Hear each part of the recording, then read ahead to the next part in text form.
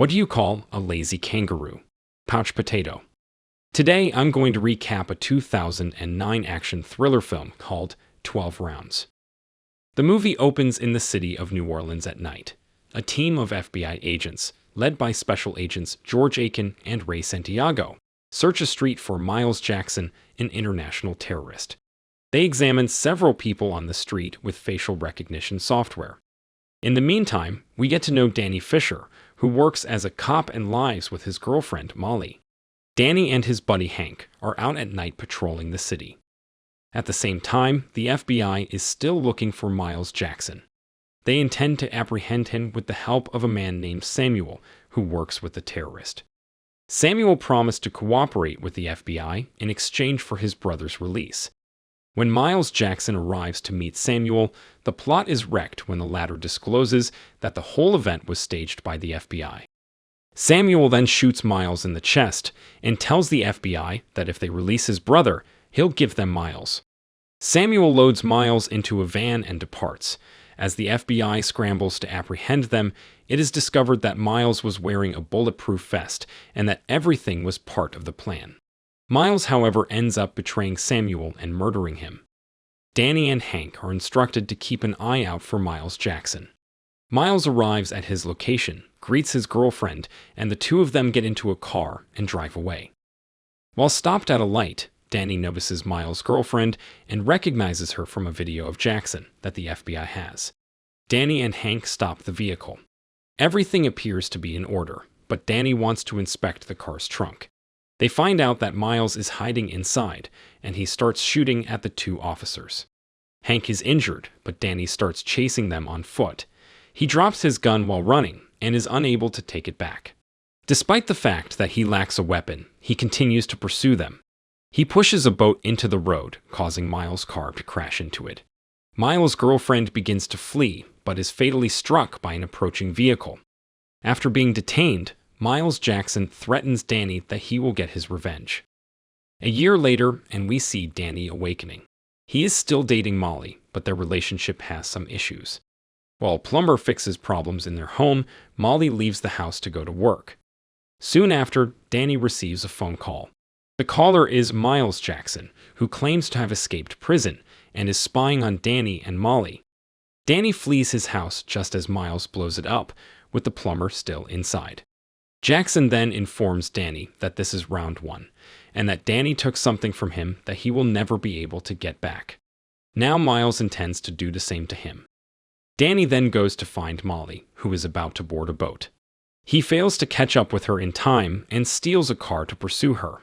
He phones Hank while driving and informs him of the situation. Danny finally arrives at the dock and meets up with Hank. When he dials Molly's number, Miles answers. The villain is with Molly and informs Danny that if he wants to see his girlfriend alive, he must play a game called 12 Rounds. If Danny wins, he will reclaim Molly. The house and plumber were round one. The kidnapping round two. Miles informs Danny that in order to complete round three, he must locate a specific cell phone somewhere in the city before Miles calls it in 15 minutes. Miles suggests they start looking for it at the place where they first met. Danny and Hank return to the location where they stopped Miles' car a year earlier.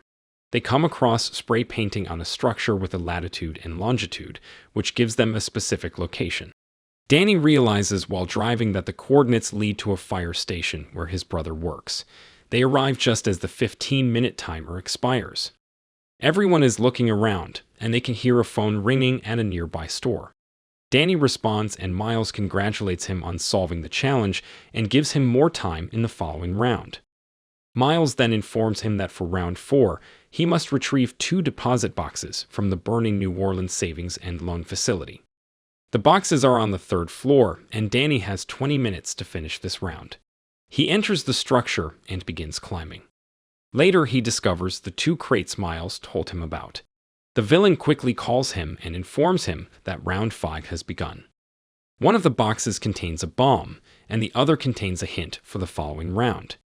Danny must arrive at Nickel Street in less than 7 minutes, or the bomb will detonate.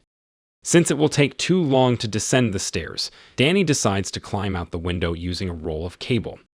He escapes the building, and with about 4 minutes remaining, he boards a fire truck and travels to Nickel Street.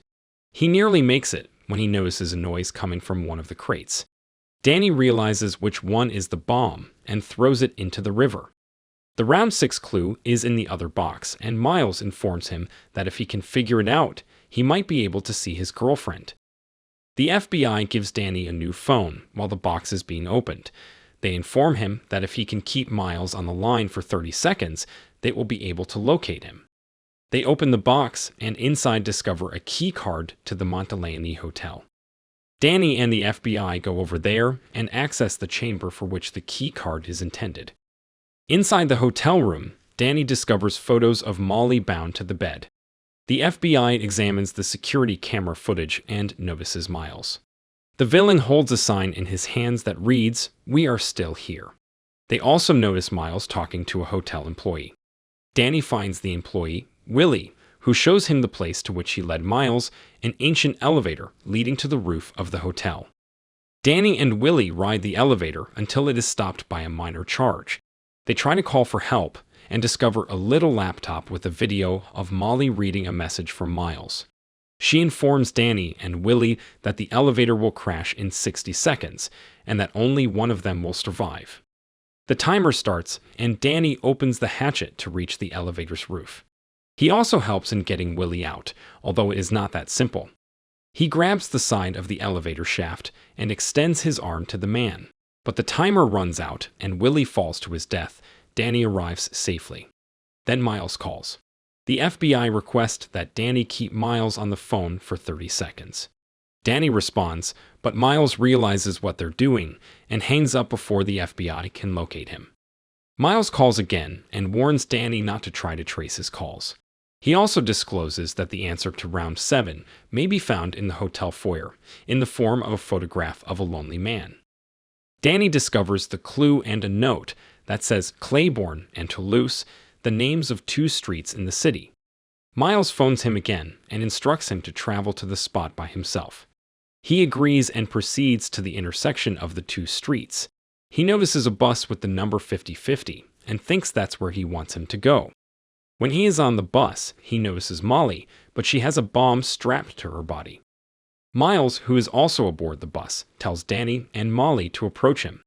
He handcuffs Danny to the bus and tells him that all he needs to do for round 7 is let Miles walk away. The villain also has a device that will kill Molly and everyone on the bus if his finger is not on it.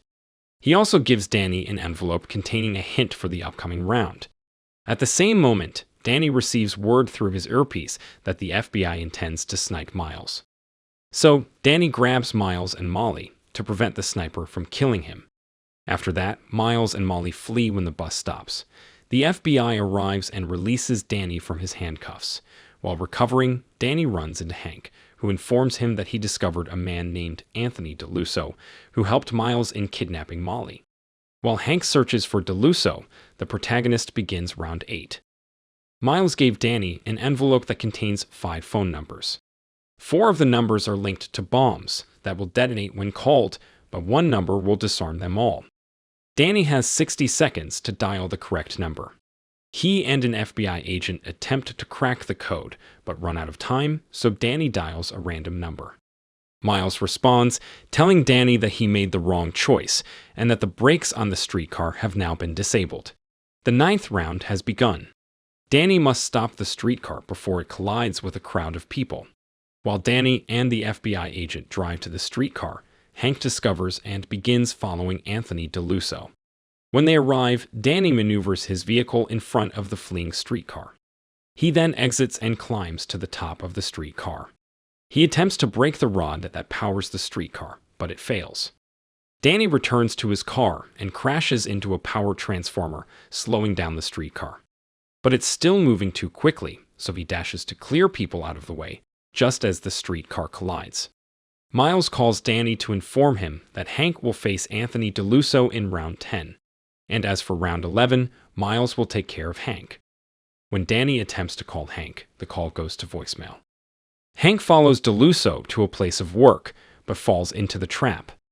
Deluso has Hank at gunpoint, but then he finds out that Miles has betrayed him, and an explosion occurs. killing both Deluso and Hank.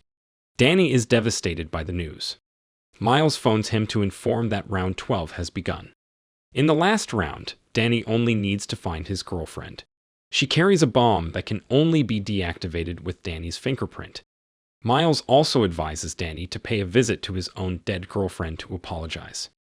Danny and the FBI agents drive to the cemetery to visit Miles' girlfriend's grave. However, on the way, Danny receives a call from another investigator who claims that everything is not adding up. The detective established that the streetcar bomb was associated with all 5 phone lines. The hotel elevator also crashed 5 seconds earlier. Danny then finds out that the hotel employee, Willie, was fated to die. The puzzle pieces begin to fall into place, and Danny and the agents realize that this was never about vengeance.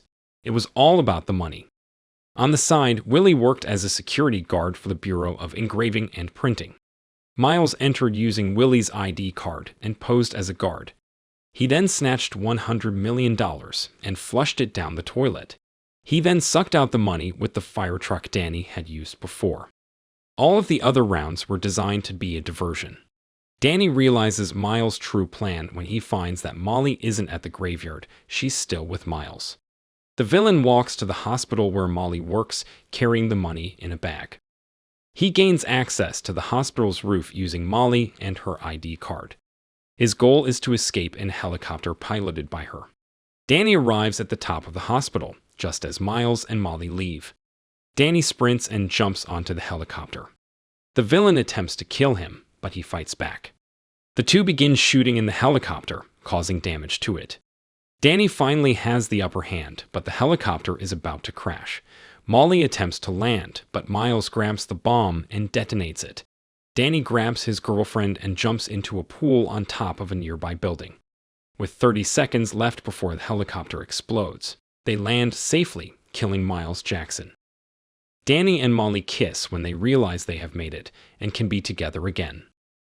If you enjoyed this video, don't be shy to hit the like button, and if you disliked it, hit the dislike button twice, just to be sure. It would be best if you watched the whole movie. Thank you very much for watching. Please subscribe for more videos like this.